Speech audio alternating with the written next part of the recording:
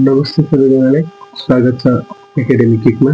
आज हामी क्लास 10 को ज्योमेट्रीको केही बेसिक क्वेशन्सहरू सल्भ गर्न गइरहेको छौँ भने यसलाई चाहिने केही इम्पोर्टेन्ट फर्मुलाहरू पनि डिस्कस गर्न गइरहेको छौँ। यदि भिडियो मन पर्यो भने लाइक गरिदिनु होला, शेयर गरिदिनु होला र आफ्नो रिकमेन्डहरू कमेन्ट गरिदिनु होला भने च्यानललाई सब्स्क्राइब गर्न पनि नभुल्नु होला। सुरु गरौँ आजको भिडियो इम्पोर्टेन्ट फर्मुलाबाट।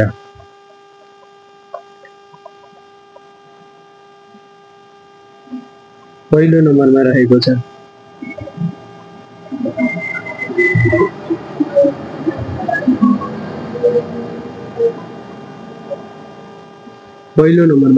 ट्रायंगल। ट्रायंगलको एरिया निकाल्ने फर्मुला भने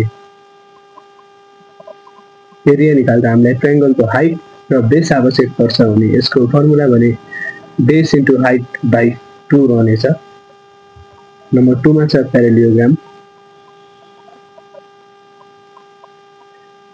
प्यारालियोग्रामको अपोजिट साइड्सहरू प्यारलल हुन्छन् र यसको एरिया निकाल्न पनि हामीलाई बेस र हाइटकै आवश्यक पर्छ र फर्मुला भने b इन्टु h रहनेछ।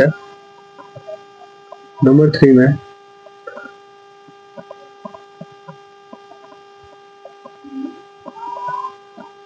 रम्बस रहनेछ भने रम्बसको चारै साइड्स इक्वल रहनेछन् र यसका डायगोनल दिएको छ भने एरिया निकाल्ने फर्मुला भने डायगोनल 1 इन्टु डायगोनल 2 बाइ 2 रहनेछ र यदि बेस र हाइटको कन्डिसन दिएको छ भने फर्मुला भने b इन्टु h रहनेछ। त्यसैगरी प्यारालियोग्राममा पनि डायगोनलको केस दिएको छ भने फर्मुला भने b1 इन्टु d2 बाइ 2 नै रहनेछ। नम्बर 4 मा छ क्वाड्रिलेटर, जसको कुनै पनि साइड्सहरू इक्वल हुँदैनन्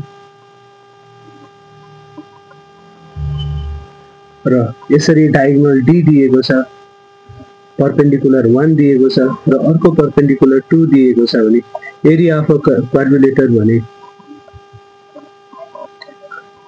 d by 2 whole p1 plus p2 रहनेछ।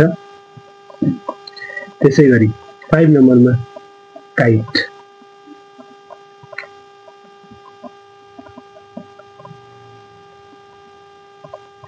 यसरी एउटा काइट दिएको छ जसको डायगोनल 1 र डायगोनल 2 दिएको छ भने यसको फर्मुला भने d1 इन्टु d2 बाइ 2 नै रहनेछ। आजका हामीले केही सल्भ गर्न गइरहेका क्वेशन्सहरू यही मार्फत छन् भने यही फर्मुलाहरू इम्पोर्टेन्ट रहेका छन्। अब जो क्वेशन हाम्रो पहिलो क्वेशन भने यस प्रकार रहेको छ, find the area of shaded figure. हामीलाई यस फिगरमा एउटा प्यारालियोग्राम दिएको छ भने प्यारालियोग्राम भित्र एउटा ट्रायंगल दिएको छ र हामीलाई यो शेडेड पार्टको चाहिँ एरिया निकाल भनेर दिएको छ। र सुरु गरौँ सोलुसन तर्फ। हामीलाई गिवन भने A B C D is a parallelogram र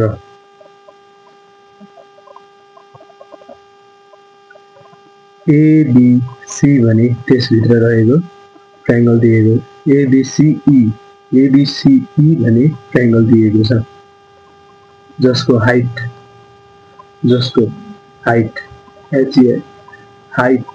भने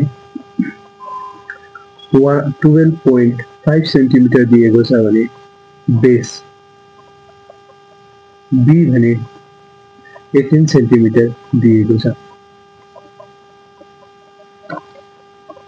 र एरिया अफ शेडेड रिजन निकाल्नको लागि हामीले सुरुमा यस प्यारालियोग्रामको एरिया निकाल्नु पर्नेछ भने त्यसमा रहेको ट्रायंगलको एरिया पनि घटाउनु पर्नेछ र हामीलाई एरिया अफ प्यारालियोग्राम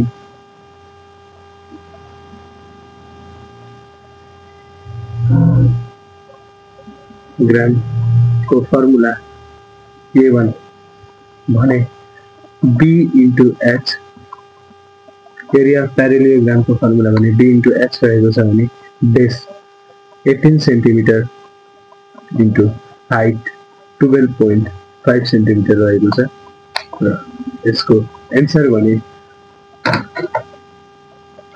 225 सेन्टिमिटर स्क्वायर रहनेछ।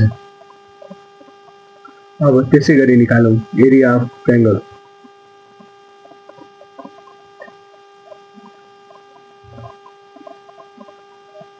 A2 भनेर डिनोट गरौं, जसको फर्मुला भने B into H by 2 रहनेछ र यो भनेको 18 centimetre into 12.5 centimetre divided by 2 रहनेछ र जसरी हामीलाई थाहा छ 18 into 12.5 भनेको 225 सेन्टिमिटर स्क्वायर रहनेछ भने यसको डिवाइड बाई 2 भने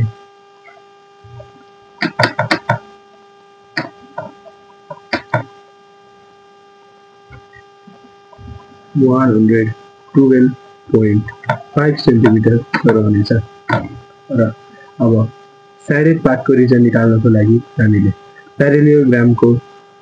प्यारेलियोग्राम भित्र रहेको ट्रायंगललाई हटायौं भने यो साइडेड पार्टको एरिया भने निक्लिनेछ र एरिया अफ साइडेड पार्ट रहेको छ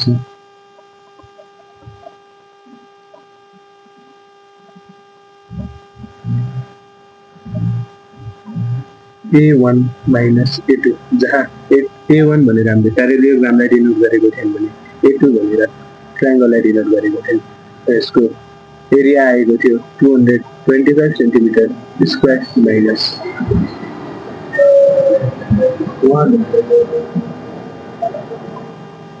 112.5 सेन्टिमिटर स्क्वायर र यसको एन्सर भने 112.5 सेन्टिमिटर स्क्वायर नै हुनेछ र अब जाउँ दोस्रो क्वेशन तर्फ। हाम्रो दोस्रो प्रश्न भने यस्तो रहेको छ, यहाँ एउटा फिगर दिएको छ जहाँ WXYZ रोम्बस भनिएको छ भने area of P triangle PYZ निकाल्नलाई भनिएको छ। In a figure, WXYZ is a rhombus in which XW is produced to the point P. If XY is equals to 10 cm and XZ equals to 9 cm, find the area of PYZ भनेको छ र लागौ यसको solution तर्फ।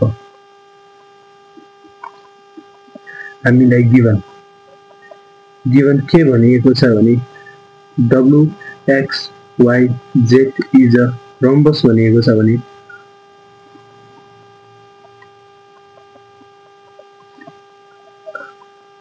PYZ is a triangle भनिएको छ र हामीलाई यही ट्रायंगलको एरिया निकाल्नलाई भनिएको छ, जहाँ हामीलाई WY भनेर यसको रोम्बसको डायगोनल 1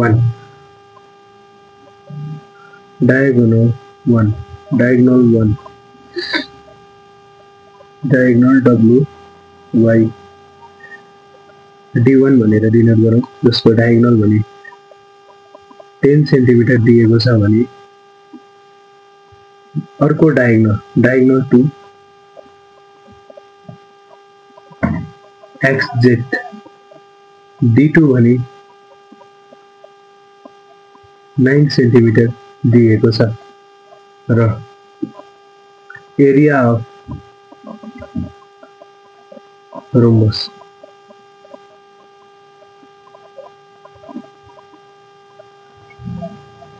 A1 भनेर डिनोट गरौं, यसको एरिया रहनेछ D1 into D2 by 2, 10 centimetre into 9 centimetre by 2, यो भनेको 90 centimetre divided by 2 centimetre square 45 centimetre square रहेको छ र एरिया अफ रोम्बस भने 45 सेन्टिमिटर स्क्वायर रहेको छ भने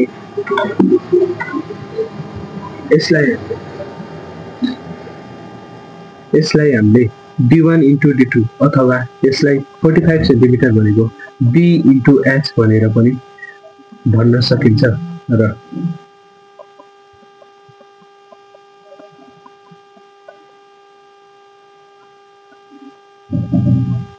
अब जाउँ एरिया अफ ट्रायंगल तर्फ, जसलाई a2 भनेर डिनोट गरौँ र यसको फर्मुला भने b into h by 2 रहेको छ। यसलाई हामीले एरिया अफ रम्बसलाई हामीले b into h पनि भन्न सकिन्छ र d1 into d2 भन्नाले b into h भनेको हाम्रो 45 सेन्टिमिटर नै आएको छ।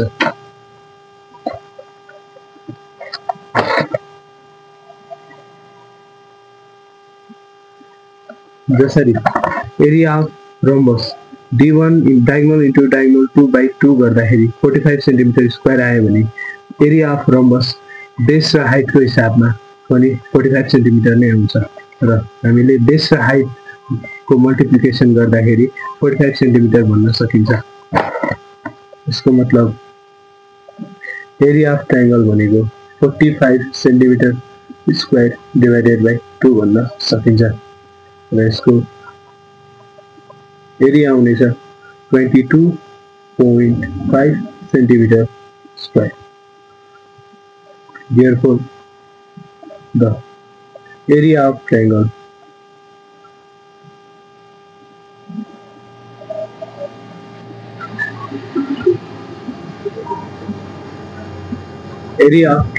PYZ को भने 22.5 सेन्टिमिटर स्क्वायर रहेको छ।